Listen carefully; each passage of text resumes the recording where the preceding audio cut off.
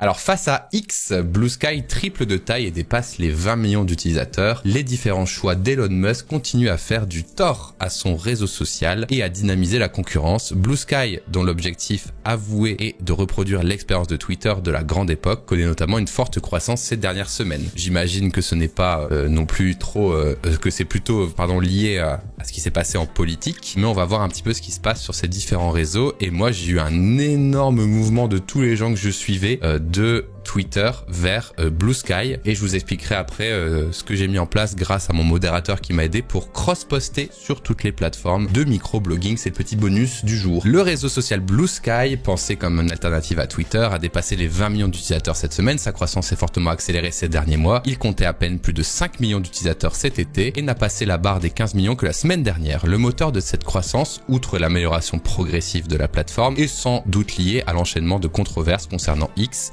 depuis son rachat par Elon Musk, engagement politique, utilisation des contenus par l'IA. On pense notamment au rôle majeur joué par le milliardaire dans la campagne présidentielle où il s'est montré supporter de Trump, mais aussi une absence quasi totale de modération qui favorise par ailleurs largement les comptes d'extrême droite qui jouent aussi un rôle dans tout ça. Tout comme la décision d'utiliser des contenus d'utilisateurs pour entraîner divers modèles d'IA dont Grok. Apparemment, quand tu tweets, t'as signé le fait que tes tweets peuvent être utilisés pour entraîner Grok, t'as pas le choix. Malgré tout, Blue Sky reste un challenger, c'est-à-dire qu'il est pas encore en train de dépasser ni de rattraper l'inertie propre aux réseaux sociaux, faisant que la migration depuis X s'avère toujours lente. Mais cette accélération est notable. De plus, contrairement à Thread, le produit concurrent de Meta, qui s'approche des 300 millions d'utilisateurs, mais qui est créé en s'appuyant sur Instagram, Blue Sky est reparti de zéro. Ce qui fait aussi que la croissance du début était plus dure. Est-ce que Blue Sky pourra tenir la distance en conservant cette bonne dynamique de croissance jusqu'à atteindre une masse critique qui lui permettra de subsister par des revenus publicitaires? On rappelle qu'à l'époque, c'était un peu le problème qu'avait eu Twitter avant d'être racheté. Tout ça pour vous dire que moi, cette semaine, j'ai littéralement eu tous mes créateurs de contenu qui ont tous posté leur Blue Sky, qui ont tous posté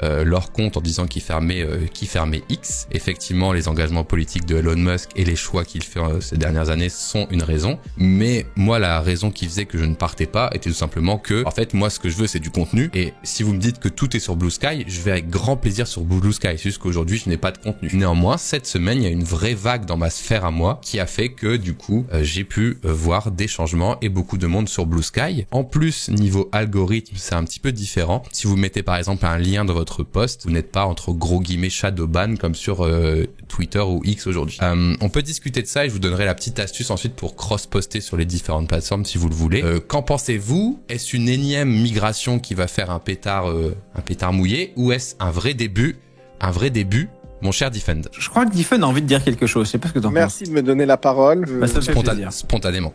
J'étais tagué sur X, sur un chart. Oui, effectivement, Threads a 300 millions d'utilisateurs, mais uniquement 3 millions d'utilisateurs actifs. Et aujourd'hui, il s'est passé un truc totalement fou. C'est-à-dire que si on prend un utilisateur qui vient de créer son compte comme étant un utilisateur actif sur Blue Sky, vu que voilà, ça fait un jour qu'il est là, eh bien Blue Sky vient de dépasser là, il y a quelques heures, le nombre d'utilisateurs actifs de la plateforme comparé à Threads de Meta. Donc c'est pour ajouter un peu de contexte. Deuxième contexte à ajouter, c'est que moi, j'ai essayé apparemment, j'avais un compte Blue Sky, donc je suis reparti dessus, j'ai essayé de poster des trucs, etc. Les amis, ça bug à mort. Je n'ai jamais vu ça de ma vie.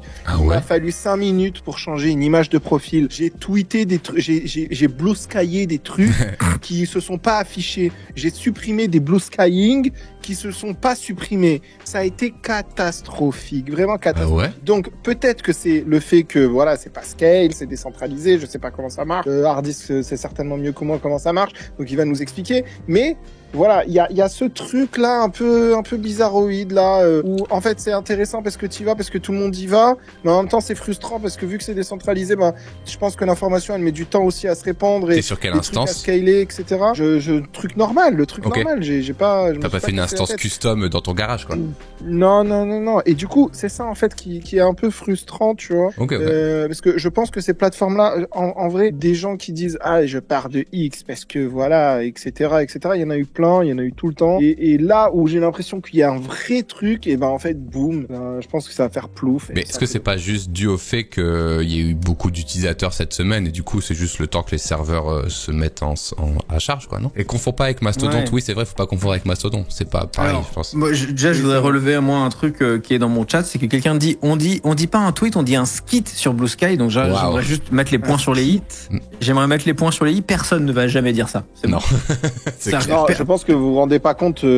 Personne ne va. Voilà, ça ne va jamais arriver. Un tweet, c'est un tweet pour moi. Non, mais c'est un post en fait. Commençons pas à faire des trucs bizarres, tu vois, genre. C'est un skit. C'est un skit. Donc personne ne va jamais faire ça. Maintenant, sur le truc de X, en vrai, il y a plein de gens qui disent je me barre de X, ça dure une semaine, machin. Déjà, les gens ont beaucoup de mal à partir de ce réseau, tu vois. Moi, je suis parti à plus de 2 ans maintenant, donc honnêtement, on fait très bien sans, mais toujours est-il qu'il y a une grosse adhésion parce que c'est là où en fait tu vas voir le truc qui va t'énerver du jour. Et en fait, c'est très addictif d'être au courant du truc qui va t'énerver du jour. Et donc, c'est très compliqué de partir. Moi, honnêtement, je juge pas. J'ai été accro à ce réseau pendant une littérale décennie, donc je comprends très bien. Mais on vit très bien sans. Bref, ça pour dire que pour moi, c'est une énième. Disons que je pense pas qu'il va y avoir un vrai grand mouvement de foule en fait parce que le nombre de gens qui sont touchés directement par les arguments de pourquoi les gens partent sont une niche en fait. Okay. C'est-à-dire que c'est pas vraiment en fait faut vraiment penser utilisateur normie du quotidien. Et gros, il ouvre l'application sur son téléphone, il regarde 2-3 trucs, il se barre, fin, il est pas dans des délires de genre oui mais alors Blue Sky, ça c'est nous ça c'est un truc de power user. Oui, bien sûr. La plupart des gens en ont strictement rien à foutre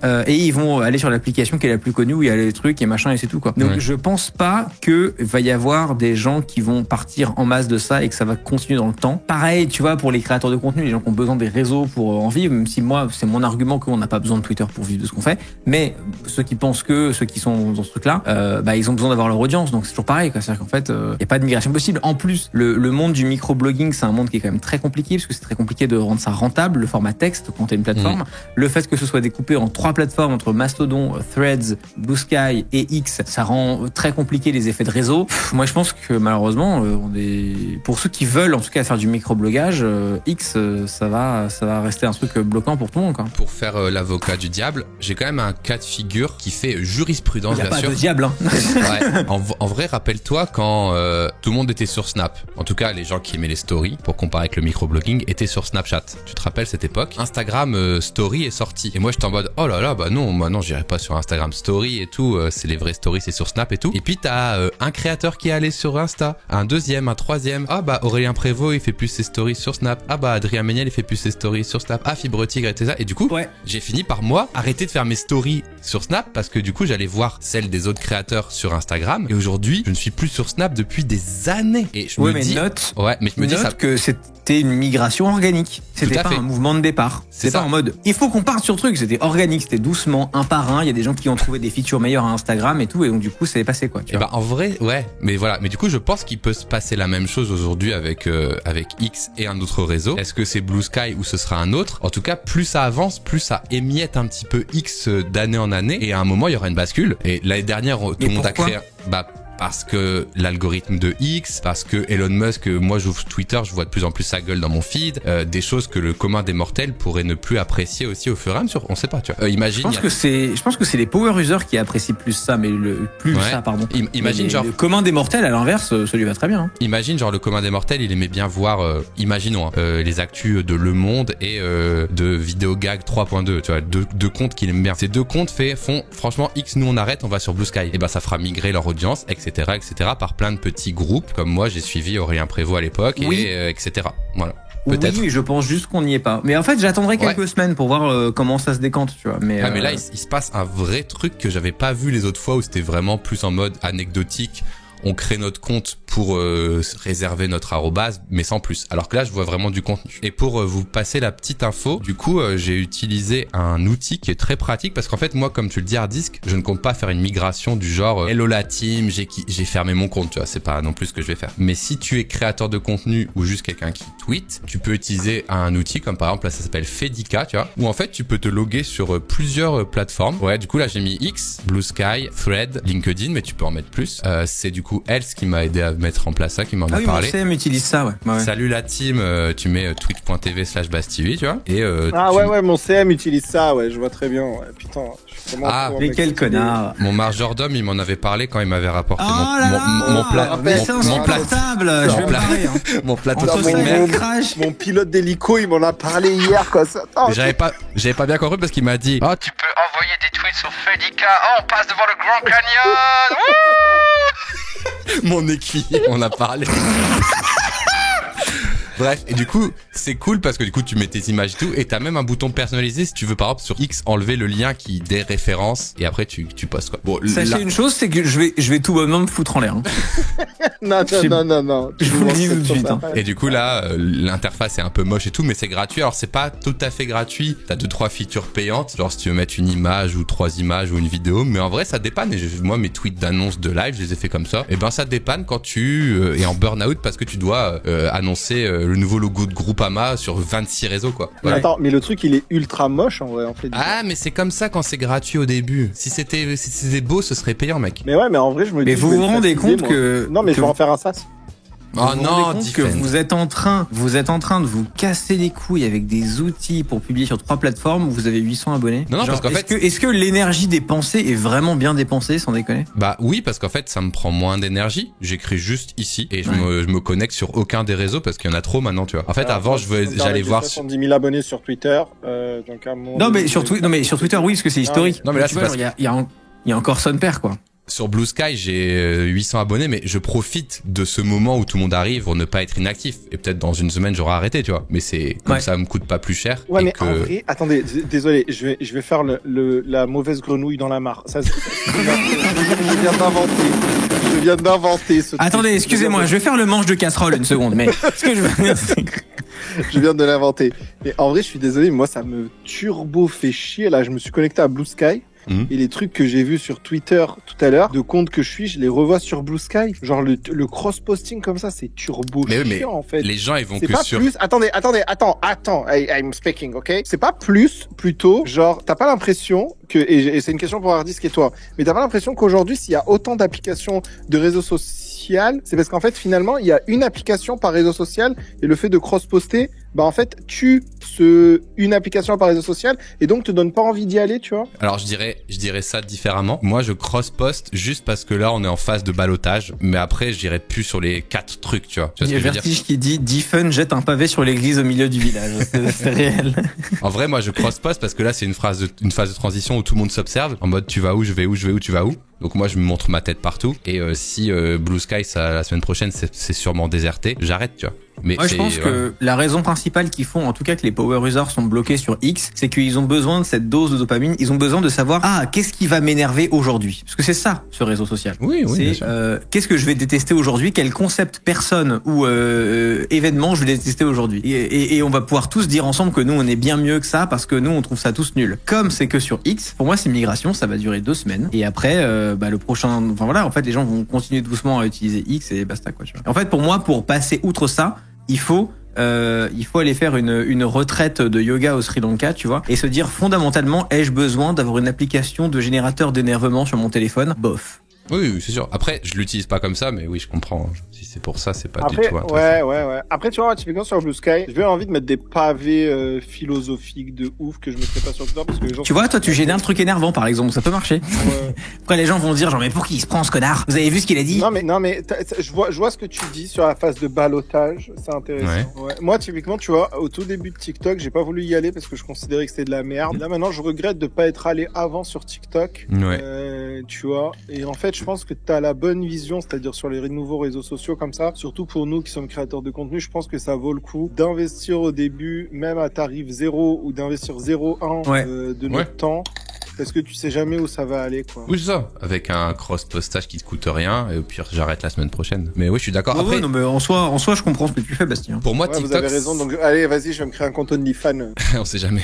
Mais pour TikTok, moi, je trouve ça un peu différent quand même, dans le sens où TikTok, il a aussi beaucoup évolué en lui-même. C'est-à-dire que vraiment, moi, quand je l'avais au début, il y avait vraiment que des danses TikTok pour caricaturer. Et après, t'as eu des créateurs de contenu plus variés. Alors oui, tu pourrais dire, j'aurais pu être le premier à faire des trucs variés, mais c'est toujours difficile de spotter la tendance avant les gens, tu vois. Dans cette discussion, moi, je prends pas du tout le point de vue de genre vive X machin et tout. Les gens qui disent qu'ils se barrent mais ils vont revenir et tout. C'est pas un point de vue inverse de ce que vous dites, parce que moi, j'y suis pas sur ce réseau, je m'en fous.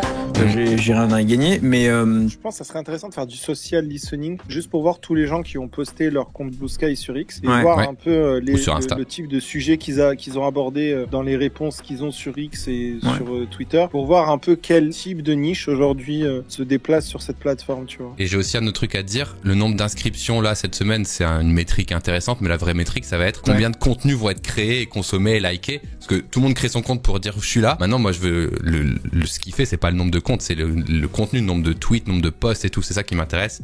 Et parce là, que Remember, t'as raison, hein, mec, parce que Remember, les chiffres énormes que faisaient les inscriptions Mastodon il y a un an, tu vois. Oui, où il y avait même vraiment Clubhouse, regarde Clubhouse. Ouais, Thread en vrai aussi. Thread aussi, ouais, tu vois, donc il y a eu ce truc un peu de genre, ça y est, tout le monde se barre, regardez, il y a 1 milliard de comptes qui s'est créé à la dernière heure, c'est incroyable. Une semaine après, plus personne n'entendait parler Moi, du je veux arriver et qu'il y ait des tweets qui m'intéressent, en effet. Déjà, il y a Chris qui me dit, mais aujourd'hui, 80% de l'audience Twitter, c'est pas le porn indé. Alors, mon frère en Chris, j'ai des choses à te dire sur son algorithme.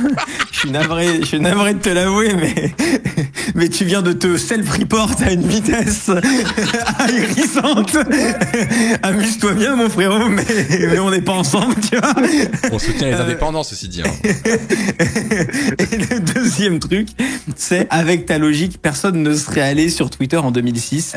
J'ai pas dit que Blue Sky est mieux parce que c'est pas Twitter. Mais en fait, ce qui a fait que Twitter a marché en 2006, c'est que c'était la première fois que sur Internet, on avait de la micro-instantanéité partout. Toutes les news, tout était sur Twitter. Parce que pour la première fois, waouh, il se passe un truc dans le monde. Il y a même une pub télé pour Twitter à l'époque. Ah ouais? À l'époque, il y a une pub télé sur Twitter où en fait, la pub télé, c'était, tu voyais une femme qui était à son bureau et il y avait un tremblement de terre, son bureau tremblait et elle ouvre, elle fait un tweet et tout d'un coup, le monde entier est au courant qu'il y a eu un tremblement de terre à New York à ce moment-là. Et c'est une bonne démo, en fait, de c'est quoi le product market fit de Twitter, c'est l'instantanéité de la news, tout machin. C'est la première fois qu'on voyait ça sur Internet, donc forcément il y a eu un effet de bulle virale, tu vois. Je pense pas que malheureusement ce soit le cas là aujourd'hui, en tout cas sur cette migration là qu'on voit. Ok, ça roule.